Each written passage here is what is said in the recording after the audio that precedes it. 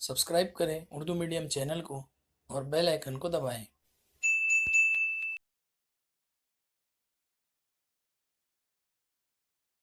अस्सलाम वालेकुम।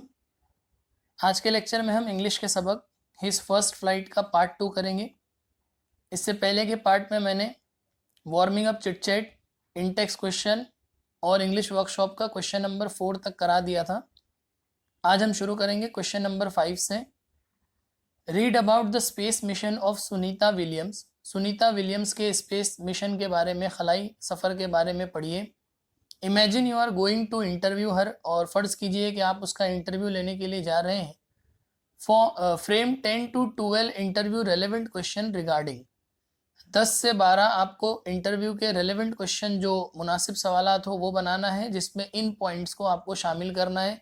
जैसे हर अर्ली लाइफ और ट्रेनिंग, उसकी पहली ज़िंदगी, उसके कहाँ जन्म हुआ, कहाँ पैदा हुई वगैरह, और ट्रेनिंग, एजुकेशन, पढ़ाई, हर एक्चुअल फ़्लाइट इनटू स्पेस, खलाई सफ़र के बारे में, फ्यूचर प्लान्स, और हर मैसेज टू द व्यूअर, और देखने वालों को क्या पैगाम। तो आइए मैं आपको ये 10 सवालात बता देता हूँ। देखिए, सबसे पहले वेयर वर यू बोर्न, आपकी पैदाइश कहाँ हुई। What type of training you have taken, किस तरह की ट्रेनिंग आपने ली। Tell me something about your education, आपकी पढ़ाई की, आपके तालीम के बारे में कुछ बताएं। Who supported you in your efforts, तुम्हारे इन एफर्ट्स में, कोशिशों में किसने तुम्हारा साथ दिया। How did you create an interest in space science, space science में, खलाई साइंस में कैसे दिलचस्पी पैदा हुई। When did you first fly into space, पहली बार खला में कब गए थे। हाउ वाज योर एक्सपीरियंस, आपका वो एक्सपीरियंस कैसा रहा, वो खलाई सफ़र का एक्सपीरियंस कैसा रहा। What do you prefer the most, to be in space और अर्थ, क्या आपको ज़्यादा अच्छा लगता है, किस चीज़ को आप ज़्यादा तरजीह देंगे, स्पेस में रहने को या ज़मीन पे रहने को। What are your future plans, आपके मुस्तकबिल के प्लान्स क्या हैं, और what is your message to the viewers, और व्यूवर्स को आपका क्या पैगाम है। तो इस तरह से आप 10 सवालात लिख सकते हैं। दूसरा सवाल है question number 6।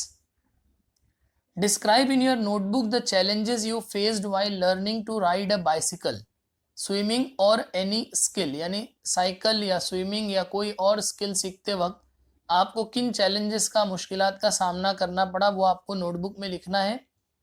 Take hints from the web to complete your writeup, अपने राइटअप को कंप्लीट करने के लिए आप इन हिंट्स का इस्तेमाल कर सकते हैं। तो देखिए, मैंने लर्निंग बाइसिकल पे लिखा है, my story of learning bicycle is as fresh as it was happened yesterday, मेरी साइकिल सीखने की कहानी इतनी ही ताज़ा है जैसे मानो कल की बात हो। I was only 9 years old, मैं सिर्फ 9 साल का था। When I road my first bicycle, जब मैंने पहली अपनी साइकिल चलाई थी। फॉर मी, मेरे लिए, that experience was exciting but at the same time painful, बहुत अच्छा तजुर्बा भी था लेकिन बहुत दर्द भरा भी था। I was very nervous and also afraid as I don't want to hurt myself, मैं बहुत नर्वस भी था, बहुत डर रहा भी था, क्योंकि मैं अपने आप को हर्ट नहीं करना चाहता था। My father supported me and gave me the confidence, मेरे वालिद ने मुझे सपोर्ट किया और हिम्मत दी, कॉन्फिडेंस दिया। बिकॉज ऑफ हिम, उन्हीं की वजह से, I was ready to take the risk of riding bicycle, मैं बाइसिकल चलाने का रिस्क लेने के लिए तैयार हो गया। When I sat on a bicycle, my hands were literally shivering with fear, जब मैं बाइसिकल पे बैठा तो मेरे हाथ डर के मारे शिवर यानी कांप रहे थे। At first attempt I lost my balance and fell down, पहली कोशिश में मैं अपना बैलेंस खो बैठा और गिर गया। My father took me up, guided and encouraged me, मेरे वालिद ने मुझे उठाया, गाइड किया और हिम्मत दी, हौसला दिया। Due to his words I was once again ready to take the dare, उन्हीं के बोलने से मैं दोबारा एक बार इस डेयर को लेने के लिए तैयार हो गया।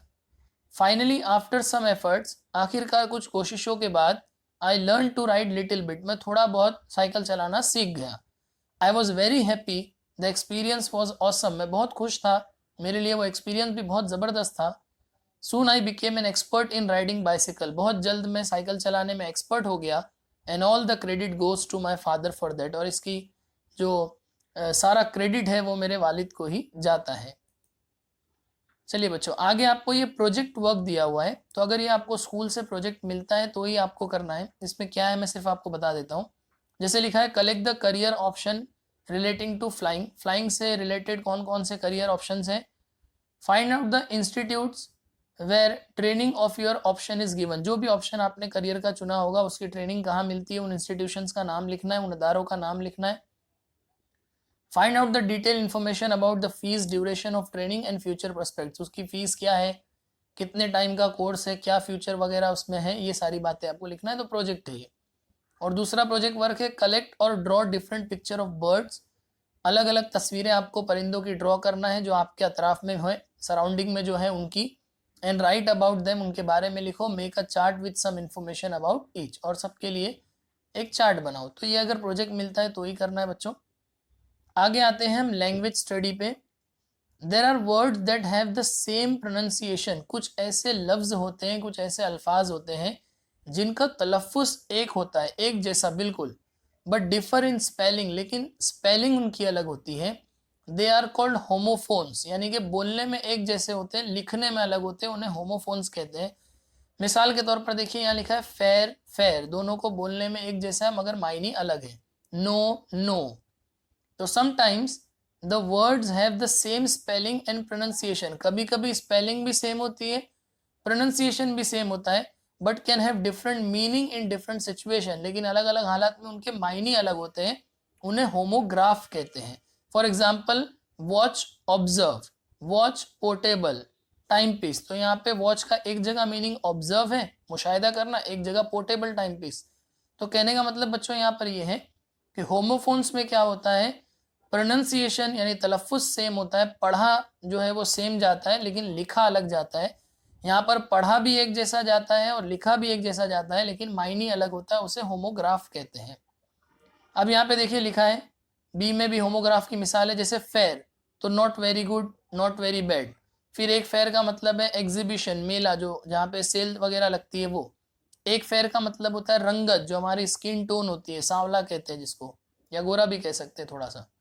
फिर अब नोट है homophones and homographs are together known as homonyms, अगर ये दोनों एक साथ आ जाए तो इन्हें होमोनियम्स कहा जाता है। अब हमें यहाँ मश्क दिया है give the homophones of the following, इनकी होमोफोन्स देना है। होमोफोन्स यानी जिनकी आवाज यानी पढ़ने में एक जैसे हो, प्रोनाउंसिएशन सेम हो मगर स्पेलिंग अलग हो।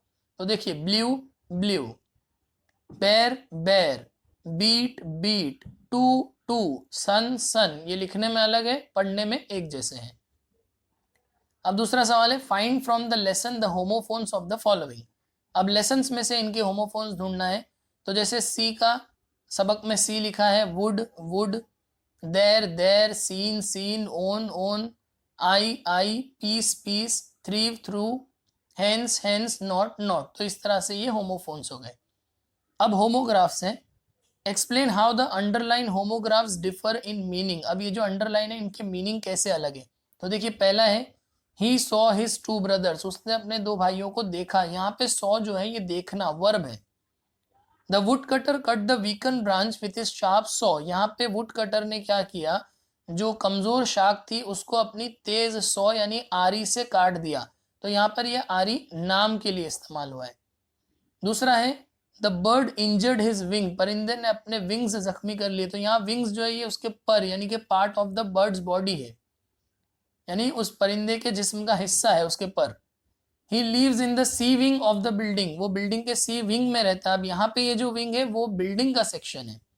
तो पढ़ने में मीनिंग, पढ़ने में एक जैसे, लिखने में एक जैसे, लेकिन मीनिंग में अलग, इसलिए ये होमोग्राफ है। The aeroplane will land at 9 PM sharp, 9 बजे एरोप्लेन लैंड करेगा। यहाँ पे ये लैंड यानी उतरना, तो ये वर्ब हो गया। ही ओन्स 10 एकर्स ऑफ लैंड, उसके पास 10 एकड़ जमीन है। अब ये जमीन जो है वो नाउन हो गया। चौथा है the head of the institution was on leave, जो इंस्टीट्यूशन का अदारे का हेड था वो छुट्टी पर था। तो यहाँ हेड जो है वो कौन है, responsible person of the institution, institution का जिम्मेदार शख्स है वो। लेकिन वही बी में ही bent his head down with chin, उसने अपना सर क्या किया, चिन से, चिन जो होता है ठुड्डी जिसे हम कहते हैं, तो उससे उसने अपने सर को नीचे झुकाया। तो यहाँ पर हेड जो है ये पार्ट ऑफ द बॉडी है। तो इस तरह लिखने में सेम, पढ़ने में सेम, मायने में अलग, तो होमोग्राफ। और अगर लिखने में अलग और आवाज में सेम, पढ़ने में सेम, तो होमोफोन्स। अब देखिए यहाँ पे तीसरा सवाल है, read the following sentence carefully, underline the verbs and find out the tense in the sentence. तो the sun was now ascending the sky, तो यहाँ पे देखिए वॉज यानी पास्ट टेंस और असेंडिंग वर्ब के साथ आईएनजी, तो कंटिन्यूअस में होता है वर्ब के साथ आईएनजी, तो ये हो गया past continuous. Still they took no notice of him, यहाँ पे टुक जो है वो वर्ब का सेकंड फॉर्म है, कोई हेल्पिंग वर्ब भी नहीं है, इसलिए ये सिंपल पास्ट है। सिंपल पास्ट में डिड हेल्पिंग वर्ब होता है, जो वर्ब के अंदर छुप जाता है तो वर्ब का सेकंड फॉर्म बन जाता है, तो ये सेकंड फॉर्म है, इसलिए ये सिंपल पास्ट है। She is standing on little high hump on the plateau, तो यहाँ पे देखिए इज प्रेजेंट को जाहिर करता है, प्रेजेंट का हेल्पिंग वर्ब है, और आईएनजी कंटिन्यूअस को जाहिर करता है, इसलिए ये प्रेजेंट कंटिन्यूअस हो गया। ही लीन्ड आउट ईगरली, तो यहाँ पे लीन्ड ईडी लगा है, ये वर्ब का सेकंड फॉर्म है, अगर थर्ड फॉर्म होता तो हैव, हैज या हैड के साथ होता, लेकिन सिर्फ सेकंड फॉर्म लिखा हुआ है, इसका मतलब ये सिंपल पास्ट है क्योंकि इसके अंदर डिड छुपा हुआ है। फिर है ही जस्ट फेल्ट डिजी, तो यहाँ पे फेल्ट जो है ये वर्ब का सेकंड फॉर्म है, फील फेल्ट, इसलिए ये सिंपल पास्ट है। अब यहाँ पर बच्चों आपको एडवर्ब के बारे में समझाया है, तो ध्यान से सुनिएगा। An adverb is a word that tells us something more about a verb, an adjective और अनदर एडवर्ब। एडवर्ब एक ऐसा लफ्ज होता है जो हमें वर्ब के बारे में या एडजेक्टिव के बारे में या किसी दूसरे एडवर्ब के बारे में कुछ बताता है या उसकी खूबी बताता है। अब जैसे मिसाल के तौर पर अबाउट अ वर्ब, वर्ब की खूबी कैसे बताता है, तो जैसे ही रन्स फास्ट, तो वो दौड़ता है तेज, तो यहाँ पे रन जो है ये वर्ब है, लेकिन कैसा दौड़ता है, तेज, तो ये फास्ट जो है वो एडवर्ब हो गया जो वर्ब के बारे में बता रहा है। द गर्ल्स सेंग स्वीटली, लड़कियों ने बहुत अच्छा गाया, तो गाया मगर कैसा गाया, स्वीटली, तो ये गाने की खूबी बता रहा है, वर्ब की खूबी, इसलिए ये adverb. Suddenly the boy started crying, बच्चा रोने लगा, लेकिन कब, अचानक, तो ये सडनली एडवर्ब हो गया। तो इस तरह इसने वर्ब के बारे में बता दिया। अब एडजेक्टिव के बारे में एडवर्ब कैसे बताता है, जैसे देखिए this chain is very study, study का मतलब होता है मजबूत, तो ये चेन मजबूत है। चेन की खूबी क्या है कि चेन मजबूत है, लेकिन कैसी मजबूत है, बहुत मजबूत है, तो ये हो गया एडजेक्टिव की खूबी बताने वाला adverb. The tea is too hot, चाय जो है ये गर्म है, गर्म होना ये एडजेक्टिव है, लेकिन कैसी है, बहुत गर्म है, तो ये जो टू है ये हो गया आपका अबाउट एन एडजेक्टिव, यानी एडवर्ब हो गया जो कि एडजेक्टिव के बारे में बता रहा है। अब अबाउट अनदर एडवर्ब, अब एडवर्ब दूसरे एडवर्ब के बारे में कैसे बताएगा, तो you should run very fast, तो देखो यहाँ पे रन वर्ब है और कैसा रन कर रहे, फास्ट, तो ये एडवर्ब है, लेकिन कैसा फास्ट है, वेरी फास्ट, बहुत फास्ट है, तो ये एडवर्ब का क्वालिटी बता रहा है वो, ठीक है, मतलब एडवर्ब दूसरे एडवर्ब को किस तरह से जाहिर करता है वो बताया गया है। अगर कोई फ्रेज या जुमला हो तो उसमें भी एडवर्ब आता है, जैसे unfortunately your answer is incorrect, तो यहाँ पे अनफॉर्चुनेटली भी एडवर्ब है। Adverbs gives us information about, adverb से हमें क्या क्या इंफॉर्मेशन मिलती है, जगह के बारे में, प्लेस के बारे में, जैसे मसलन गो देयर कम इन, जाओ, कहाँ जाओ, वहां, तो वहां जो है एडवर्ब। कम, कहाँ कम करना है, तो इन जो है ये एडवर्ब। टाइम के बारे में भी एडवर्ब बताता है, मिसाल के तौर पर I will do my homework tomorrow, मैं होमवर्क करूंगा, कब करूंगा, तो कल करूंगा, तो ये कल जो है ये टाइम बता रहा है एडवर्ब यहाँ पर, तो एडवर्ब ऑफ टाइम हो गया ये। I need a pencil now, मुझे पेंसिल चाहिए, कब चाहिए, अभी चाहिए, नाउ चाहिए, तो ये भी एडवर्ब ऑफ टाइम हो गया। मैनर भी बताता है ये, मैनर का मतलब होता है और the way something is done, यानी कौन सी चीज किस तरह से की जाती है, मिजाज, जैसे एग्जांपल रीड स्लोली, पढ़ो, लेकिन कैसे पढ़ो, आहिस्ते पढ़ो। राइट वेल, लिखो, ये लिखना काम है, लेकिन कैसे लिखना है, वेल, अच्छा लिखना है, तो इस तरह से एडवर्ब इन चीजों को भी जाहिर करता है। डिग्री में भी एडवर्ब का इस्तेमाल होता है, मिसाल के तौर पे the water is too cold, पानी ठंडा है, लेकिन कैसा ठंडा है, बहुत ठंडा है, तो ये एडवर्ब हो गया। अब आगे कह रहा है many adverbs end with L Y, इससे पहले के लेक्चर में भी मैंने समझाया है एडवर्ब के बारे में कि एडवर्ब में मोस्टली एल वाई आता है लास्ट में, जैसे कि slowly, actually, surprisingly, etcetera. Like adjectives, adjective की तरह adverb can also be use in comparative and superlative degree, जो चेंज द डिग्री होता है, डिग्री ऑफ कंपैरिजन, उसकी दो टाइप है, कंपैरेटिव और सुपरलेटिव, तो एडजेक्टिव की तरह एडवर्ब भी इन डिग्रीज में इस्तेमाल होता है। मसलन ही स्पोक मोस्ट इम्प्रेसिवली, तो यहाँ पे देखिए मोस्ट जो है ये सुपरलेटिव है और इम्प्रेसिवली में एल वाई है, मतलब ये एडवर्ब है। दे डांस्ड मोर ग्रेसफुली, तो यहाँ पे मोर जो है वो कंपैरेटिव डिग्री है और ग्रेसफुली ly लगा है, ये एडवर्ब है। तो ये एडवर्ब बच्चों कंप्लीट हुआ। अब आते हैं पैसिव में। Many action involves two people और थिंग, बहुत सारे एक्शन ऐसे होते हैं जिसमें दो या दो से ज्यादा लोग या चीजें इन्वॉल्व होती हैं, शामिल होती हैं। One that perform the action, एक वो जो काम करता है, and one that is affected by the action, और दूसरा जिस पे काम किया जाता है। एग्जाम्पल, मिसाल, सोनाली एट द मैंगो। अब यहाँ पे देखिए क्या है, here the action of eating, खाने का काम किया जा रहा है, इन्वॉल्व सोनाली, इसमें दो लोग हैं, सोनाली जो कि खा रही है, who Yeats, and the mango, दूसरी चीज मैंगो है, विच गेट्स ईटन, जो खाया जा रहा है। Sonali is the subject and mango is the object of the verb eat. Sonali जो है, जो काम कर रही है, डूअर है, उसे सब्जेक्ट कहते हैं, जिस पे काम किया जा रहा है उसे ऑब्जेक्ट कहते हैं। When you want to talk about who performed the action, the doer of the action is the subject। अगर आपको ये देखना है कि कौन एक्शन कर रहा है, खाने का काम कौन कर रहा है, कौन डूअर है, कौन काम कर रहा है, तो वो सब्जेक्ट हो जाता है। Sometimes you want focus on the object, अगर आप ऑब्जेक्ट के बारे में जानना चाहते हैं, the thing affected by the action, तो जिस पे काम किया जा रहा है, then you make it the subject of that sentence। तो कभी कभी हम उसे सेंटेंस का सब्जेक्ट भी बना लेते हैं, यानी कि उसकी शुरुआत, सेंटेंस की शुरुआत ऑब्जेक्ट से करते हैं। मसलन द मैंगो वॉज ईटन, तो यहाँ पे देखिए मैंगो से जुमला शुरू हुआ। यू मे और may not mention the doer, इसमें जरूरी नहीं है कि किसने खाया वो आप बताओ। यहाँ ऐसा नहीं कहा जा रहा है कि the mango was eaten by Sonali, सिर्फ मैंगो खाया गया, इतना ही कहा। हियर सोनाली और the person who at it, यहाँ पे सोनाली या जिस किसी शख्स ने वो मैंगो खाया उसे बताया नहीं गया है। दिस इज पैसिव कंस्ट्रक्शन और पैसिव वॉइस, इसे ही पैसिव वॉइस कहते हैं, जिसमें ऑब्जेक्ट पे जोर दिया जाता है। In this type of construction the thing affected by the verb is the subject, यानी वर्ब जिस चीज पे किया जाता है उसे ही सब्जेक्ट कहते हैं of the sentence. The verb is in the passive form, verb जो होता है वो पैसिव फॉर्म में होता है। पैसिव फॉर्म का मतलब होता है वर्ब का थर्ड फॉर्म, यानी बी प्लस पास्ट पार्टिसिपल या helping verb plus past participle. Past participle यानी वर्ब का third form. And the doer of the action, और जिसने वो काम किया है, मे और मे नॉट बी मेंशन, उसे बताया भी जाए या ना बताया जाए कोई फर्क नहीं पड़ता। In the following example of passive voice the doer of action is not mention, देखिए इन मिसालों में सब्जेक्ट को मेंशन नहीं किया गया है। देखिए द प्लांट्स आर प्रूनेड, प्रून का मतलब क्या होता है, प्रून का मतलब होता है कटा हुआ, प्लांट्स जो है वो कटे हुए थे, तो यहाँ पे प्लांट्स जो है वो सब्जेक्ट है, लेकिन एक्चुअल में इस पे काम किया गया है, तो इससे जुमला शुरू हुआ और ये वर्ब है। A cup of tea is offered to any guest, cup of tea guest को दी गई, मेहमानों को दी गई, बट किसने दी ये नहीं बताया जा रहा है, डूअर नहीं है इसमें। मैनी एनेक्डोट्स, एनेक्डोट्स का मतलब कहानियां, बहुत सारी कहानियां related to Mark Twain are told, Mark Twain से रिलेटेड बहुत सारी कहानियां बोली गई, लेकिन किसने बोली वो नहीं बताया जा रहा है।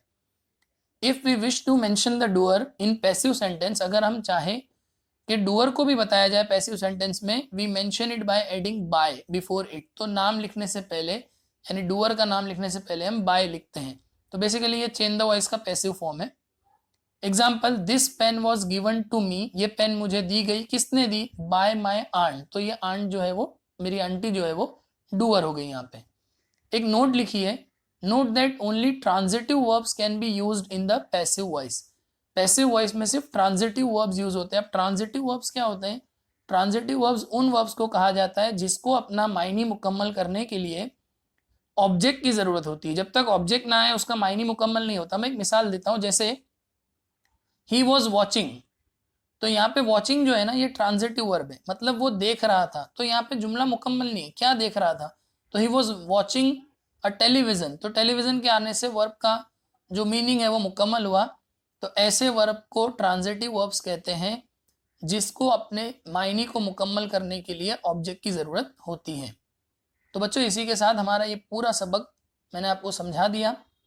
मैं उम्मीद करता हूँ कि आपको ये अच्छे से समझ में आया होगा, और अगर आपको ये वीडियो अच्छा लगा है तो प्लीज़ इसको लाइक करो, ज़्यादा से ज़्यादा उर्दू मीडियम के बच्चों में शेयर करो, कमेंट करो और इस चैनल को ज़रूर सब्सक्राइब करो। शुक्रिया।